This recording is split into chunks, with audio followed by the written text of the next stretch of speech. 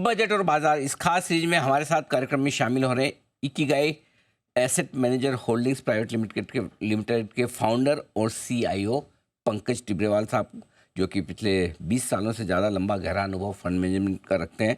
और आप Kotak mutual fund में सीनियर वाइस प्रेसिडेंट थे और प्रिंसिपल पीएनबी म्यूचुअल फंड की भी कोर टीम में आप अपनी सेवाएं दे चुके हैं। मास्टर ऑफ फाइनेंस की डिग्री टिब्रेवाल साहब ने हासिल की है यूनिवर्सिटी ऑफ मैनचेस्टर ब्रिटेन से। बैचलर ऑफ कॉमर्स की degree Kolkata saint Xavier's college से आपने लिए। टिब्रेवाल साहब, बहुत बहुत स्वागत है आपका। धन्यवाद सर हमें समय देने के लिए।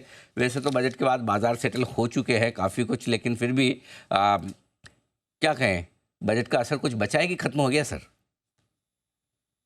अनिल जी, अगर देखें 2 महीना पहले अगर अपने बात करते कि इलेक्शन में 240 सीट बीजेपी को और कैपिटल गेन्स टैक्स में बढ़ोतरी, हर व्यक्ति मार्केट का बोलता मार्केट 10-15% तो करेक्ट हो जाएगा। और आज दोनों सिचुएशन हो गई और मार्केट ऑल टाइम हाई पर है। सो क्लियरली मार्केट एक बहुत स्ट्रेंथ दिखा के आगे बढ़ रहा है, लेकिन इस समय थोड़ा केयरफुल होने की जरूरत है। बिकॉज अगर लास्ट 2 साल में देखें तो मार्केट इसलिए भी बढ़ा क्योंकि कंपनियों के मुनाफे बढ़े और finally stocks are slave of earning जैसे कहावत जाती है।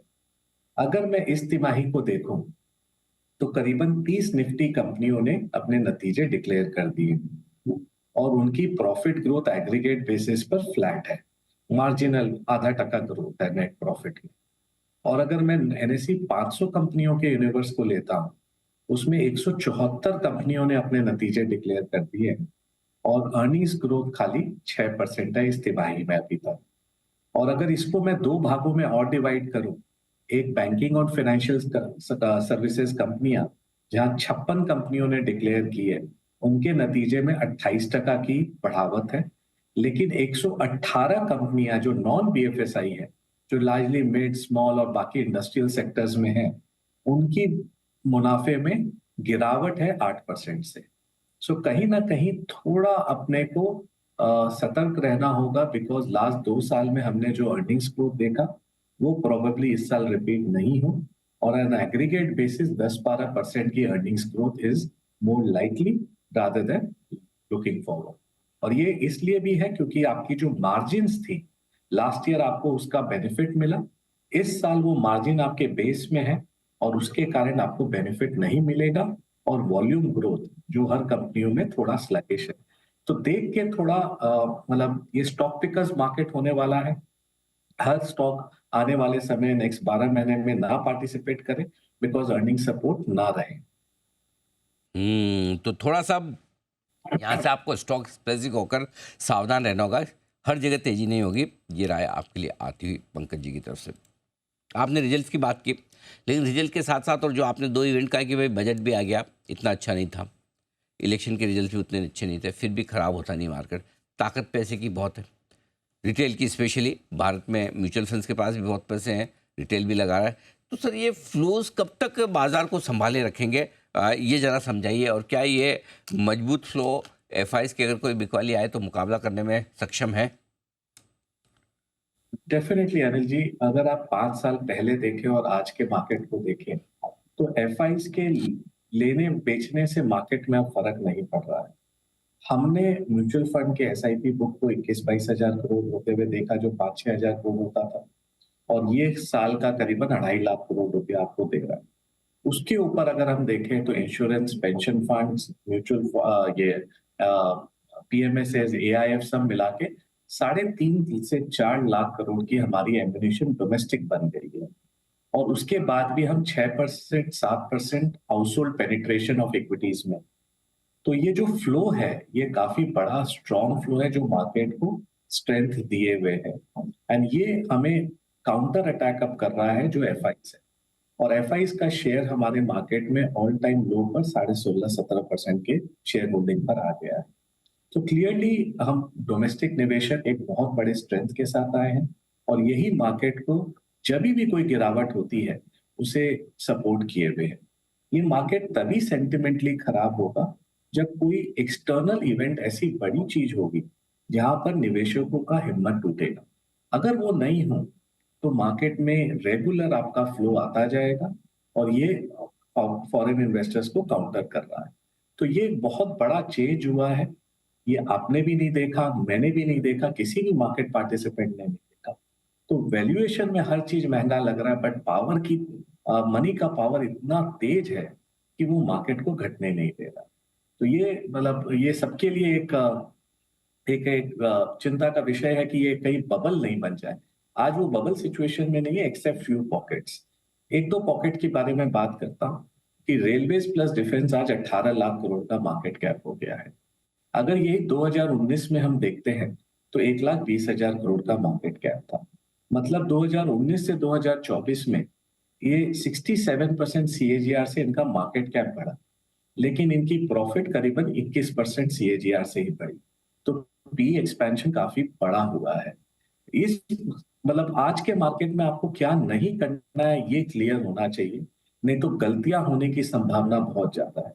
कई मार्केट होता है जहां सिलेक्शन प्रोसेस हेल्प करता है, कई मार्केट आज जैसा है जहां एलिमिनेशन प्रोसेस हेल्प करता है। आप अगर एलिमिनेट ठीक से कर दें कि हमें क्या नहीं लेना है और क्या चीजों में रहना है और स्टॉक स्पेसिफिक, तो आप नेक्स्ट 12-18 महीने अच्छे से नेविगेट कर पाएंगे अगर मार्केट में ड्रॉडाउन भी होता है तो।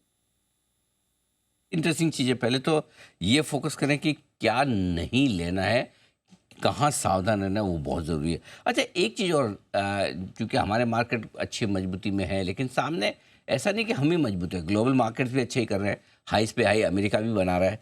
आगे वहाँ क्या डायरेक्शन देख रहे हैं और उनसे पंकज जी भारतीय बाजारों के लिए क्या संकेत मिलते हैं? सो क्लियरली जब तक ब्याज दर में घटावट नहीं होगी, और अगर आप हिस्ट्री में देखो तो जनरली जब तक ब्याज दर नहीं घटता है तब तक मार्केट वो एंटिसिपेट करता है कि घटने वाला है और मार्केट रैली करते रहती है। जब ब्याज दर घटता है उसके नेक्स्ट 12 महीने यूएस मार्केट में ट्रबल रहता है और ग्लोबल मार्केट में भी, ये हिस्ट्री बोलता है। सो क्लियरली अगर लग रहा है कि सितंबर में फेड रेट कट कर सकता है और उसके बाद आरबीआई भी उनको फॉलो करेगा, तो हो सकता है कहीं ना कहीं हम मार्केट का एक टॉप इंटरमीडिएट में नियर टर्म में बना दें और रेट कट के बाद हो सकता है मार्केट उसको प्राइसिंग करने लगे, बिकॉज रेट कट ये संकेत करेगा कि स्लो डाउन इकोनॉमी में हो रहा है और मार्केट और इकोनॉमी इतनी स्ट्रांग नहीं है जो मार्केट आज के दिन दिखला रही है। तो रेट कट का संकेत यही आएगा कि थोड़ा सा वीकनेस मार्केट के अंदर स्टार्ट हो गया, चाहे वो ग्लोबल हो या लोकल हो। तो ये चीजों को मार्केट हमेशा स्मार्टली प्राइसिंग करता है। और ग्लोबल मार्केट्स आज के दिन अगर देखें तो ऊपर के जो 7-10 कंपनियां हैं वो एस&पी और डाउ को ऊपर लेके जा रही है, बट अगर आप नीचे के स्टॉक्स को देखें एस&पी 500 में, उन्होंने पार्टिसिपेट नहीं किया है। 70 से 80% एस&पी के जो स्टॉक्स हैं वो एस&पी इंडेक्स को ही आउट परफॉर्म नहीं कर पा रहे हैं। तो क्लियरली ये दिख रहा है कि मार्केट का जो रैली हुआ है यूएस में वो कॉन्सेंट्रेटेड मैग्निफिसेंट 7 जिसको बोलते हैं उसके कारण हुआ है, लेकिन बॉटम के जो वहाँ small cap mid cap stock है वो बहुत चीप है, उन्हें कोई आज ले भी नहीं रहा और वो बहुत मैसिव अंडर परफॉर्म किए लास्ट 1-1.5-2 साल में हम देखें तो। ओके, पंकज जी ये बताएं फिर, नतीजों को देखते हुए, वैल्यूएशंस को देखते हुए भारतीय बाजारों में कहाँ अब भी आपको थोड़ी सेफ्टी नज़र आती है जहाँ निवेश किया जा सकता है? अनिल जी, एक और खाली वैल्यूएशन को साइड करते हैं, लेकिन एक बड़ी थीम है जो पूरे विश्व में बहुत स्ट्रॉन्ग थीम मैक्रो कंस्ट्रक्ट है, वो है पूरा पावर वैल्यू चेन। अगर आप देखें पूरे विश्व में हो क्या रहा है, पहले जो जो सोर्सेज ऑफ पावर जो कंज्यूम करते थे वो थी aluminium plant, steel plant, house holds, और ये सब प्लांट्स को आने में 4 से 5-6 साल लगते थे।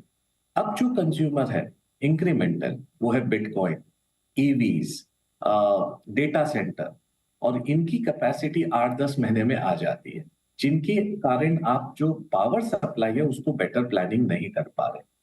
30 साल तक यूएस में पावर डिमांड फ्लैट था, कोई ग्रोथ नहीं थी डिमांड में। लास्ट 1-1.5 साल में उनमें एक हॉकी स्टिक आया और पावर डिमांड में भयंकर तेजी आई है।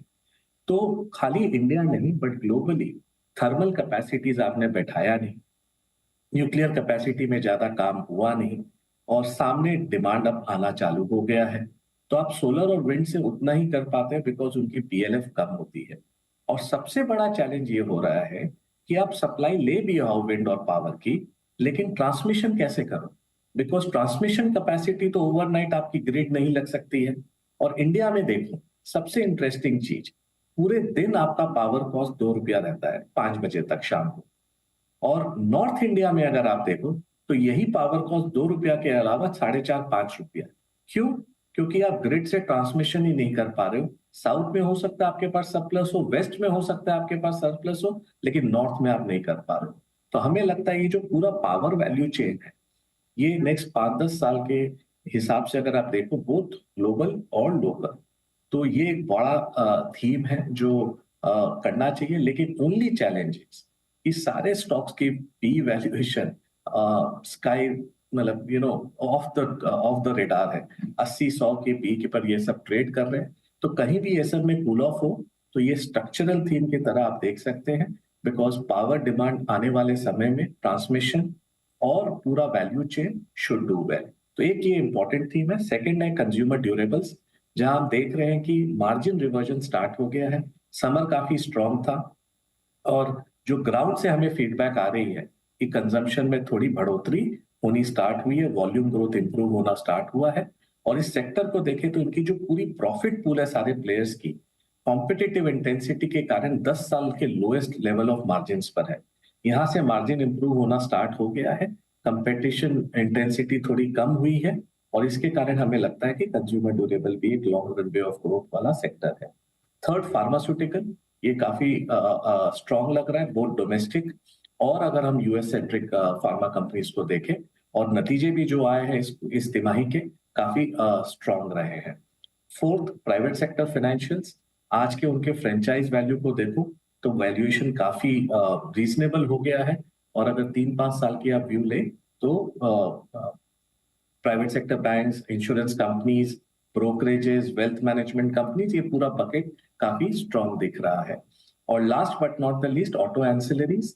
ऑटो एंसिलरीज में एक बहुत इंपॉर्टेंट चेंज हो रहा है कि कई ऑटो एंसिलरीज खाली जो ऑटो को केटर करते थे, अब इंक्रीमेंटली 30 से 40% उनका रेवेन्यू नॉन ऑटो सेक्टर से आ रहा है। कई लोग डिफेंस में फोरे किए हैं, कई लोगों ने इंडस्ट्रियल में फोरे किया, नॉन रिन्यूएबल्स में फोरे किए, और उसके कारण उनका जो पूरा रेवेन्यू का स्प्लिट है between auto and non auto काफी स्ट्रांग हो गया।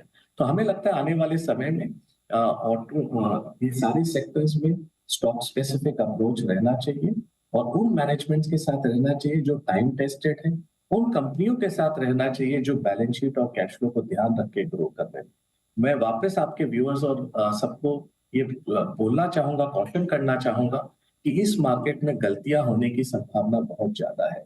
तो जो भी आप निवेश करें, आप थोड़ा ध्यान रख के करें और मेक श्योर कि आप अपने रिसर्च को पूरा करके करें। बिल्कुल ठीक बात है। बहुत बहुत धन्यवाद पंकज जी, समय देने के लिए और विस्तार से हमारे दर्शकों को अपनी राय देने के लिए, कहाँ निवेश करें, कहाँ बचें, लेकिन इस भी बहुत बहुत शुक्रिया आपका।